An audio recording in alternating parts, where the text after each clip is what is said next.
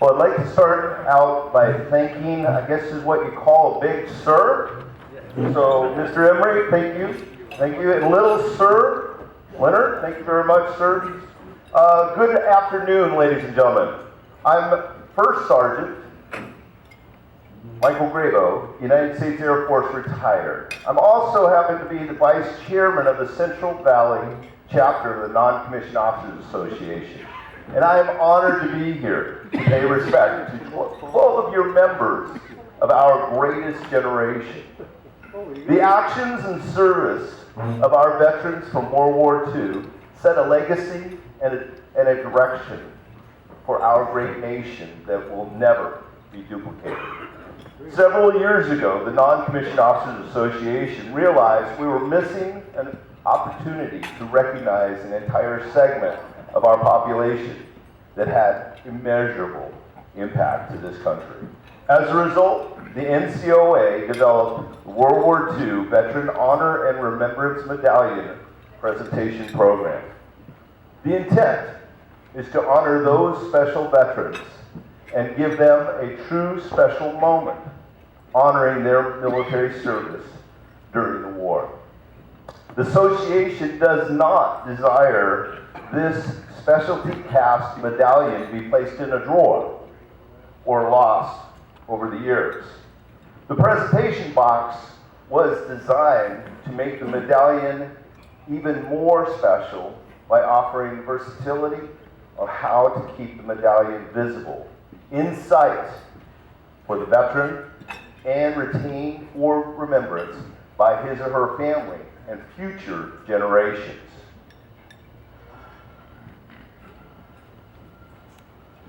This recognition by no means diminishes the importance of veterans who proudly served in other wars and conflicts. In fact, at this time, I'd like to look out amongst the group and ask, if I identify your war or conflict, would you please stand and be recognized? Do we happen to have any Afghan or Iraqi veterans? Desert Storm or Desert Shield? I stand. Oh no, you've got the wisdom. You've got the wisdom. I love it. We're moving on. We had some conflicts in Nicaragua, Salvador, Vietnam. Vietnam. Please put your hands together for our Vietnam veterans. Please remain standing, if you would, please. Please remain standing. After Vietnam, Korea. Very well, thank you. Favorite Briggs. And World War II. Please do stand and recognize.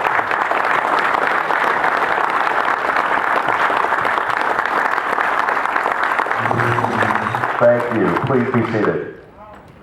We also recognize that there are several others from World War II that are among us today, and we will make arrangements in the future to be able to recognize them as well. I'd like to read from our legacy. It says here, the legacy statement allows our honored World War II veterans to leave their World War II medallions to a special person, be it a child, a grandchild, or some other meaningful person in the veteran's life. The legacy statement allows the veteran to share this part of his or her life and convey thoughts to that person about what transpired. Here is some comments from the legacy statement, and each will receive a legacy statement. They have never forgotten World War II and the Cauldron Call that awakened and trumpeted our nation to war, summoning myself and countless others to military service. A world, my world, and yours, was changed dramatically as disposed leaders of aligned Axis nations used their military might to extend dominion over new lands and people. Those who sought to to dominate never realized that our American spirit and sense of justice was unconquerable. We rose to the challenge. People just like you and I lost their basic freedoms and any dream of a future. Many, unable to dream, had their lives stolen, while countless others were destined to fall as they attempted to stop the brutality. Remember the countless men and women, many still in high school or college, many still teenagers, who would forever remain young or grow old quickly as they participated in battles that raged on land, on sea, and in the air. They fought with all their might to restore order in the chaos that existed those many years ago. In harm's way, we yearned for family and friends and gathered strength from one another to meet the challenge of every minute, every hour, and every day. Honor, heroism, and bold courage reached epic levels as we move forward, repelling enemies while offering compassion and healing to the lives that were touched, and basic freedoms were restored. Never forget the lessons of World War II, or the ordinary people who rose up and became truly extraordinary in the battle against world domination. Each did their duty. Never forget that the cost of world freedom and personal rights were secured by the heroic sacrifices of so many people, military and civilian alike. Always share this legacy with those you love. Be ever mindful that the American flag and the dignity and values of American freedom must never be taken for granted.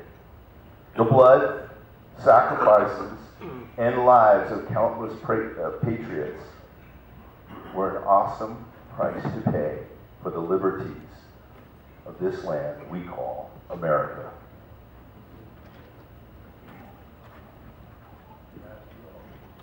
So today, however, we felt this particular event was an appropriate one to recognize these 12 veterans of World War II. Each has his or her own story, and hopefully you'll have the time to chat with them during the course of the day. As I call your name, would each of you come to the front? You can either sit at these chairs or remain standing, whichever would be your preference. And we will present the medallion individually. It gives me great pleasure on behalf of the Non-Commissioned Officers Association of America to present this medallion to Donald Singer, United States Marines, 1941-1946, Pacific Asian Theater.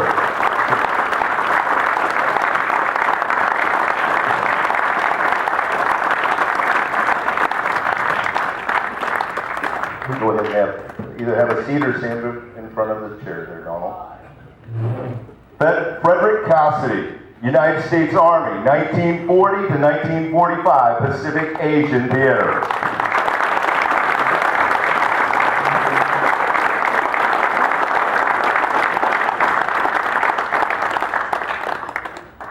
Alfred Bowen, United States Navy, 1944-1970, European Theater.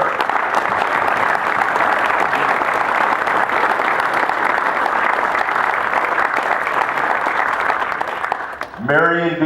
Zutman, U.S. Navy, United States Marine Corps, 1943-1946, Pacific Asian Theater.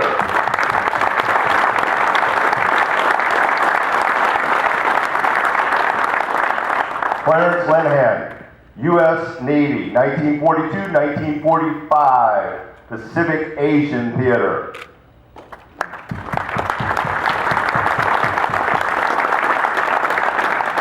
Wesley Hall, United States Army, 1943-1946, European Theater.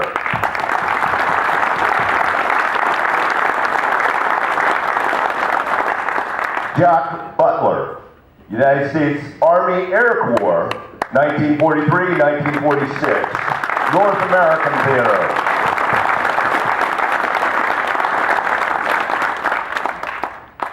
Joseph Costa, U.S. Navy, 1943-1946, Pacific Asian Theater.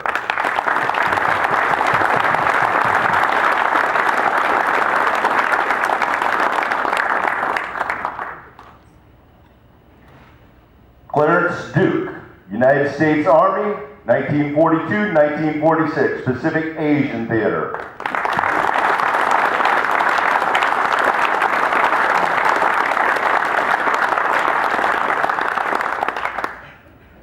Robert Opperman, United States Army Air Corps, 1943 to 1946, European Theater.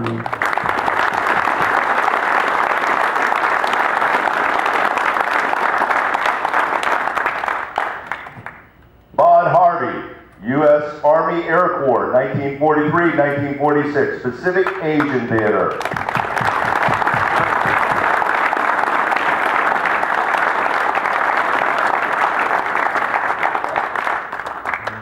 Gerald Ockring, U.S. Navy, 1943-1946, Latin American Theater. Ladies and gentlemen, your honorees for today.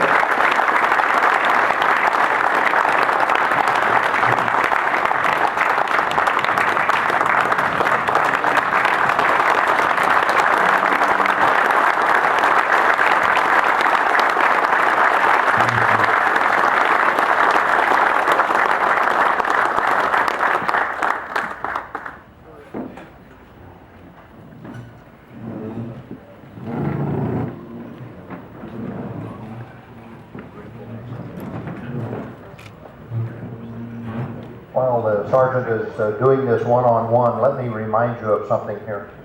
It's the soldier, not the reporter, who has given us the freedom of press. It is the soldier, not the poet, who has given us freedom of speech. It is the soldier, not the campus organizer, who gave us our freedom to demonstrate. It is the soldier, not the lawyer, who has given us our right to a fair trial. It is the soldier who salutes the flag, serves under the flag, and whose coffin is draped in the flag.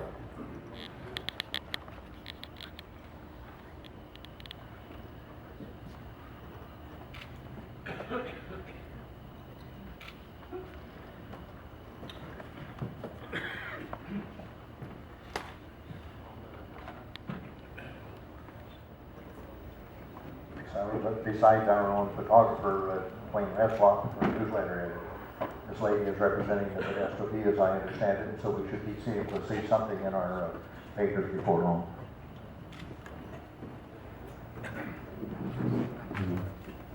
Ladies and gentlemen, our 12 honorees of our greatest nation. Let us give them a well-deserved round of applause.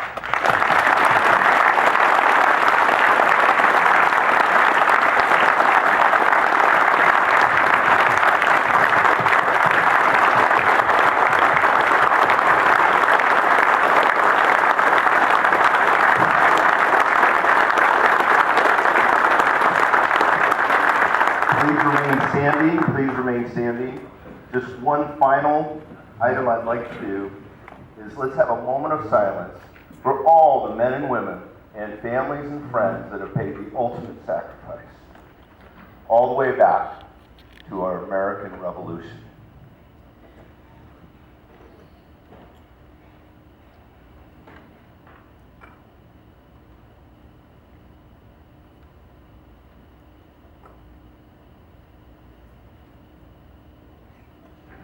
Freedom is not free. Thank you very much. Mr. Emily?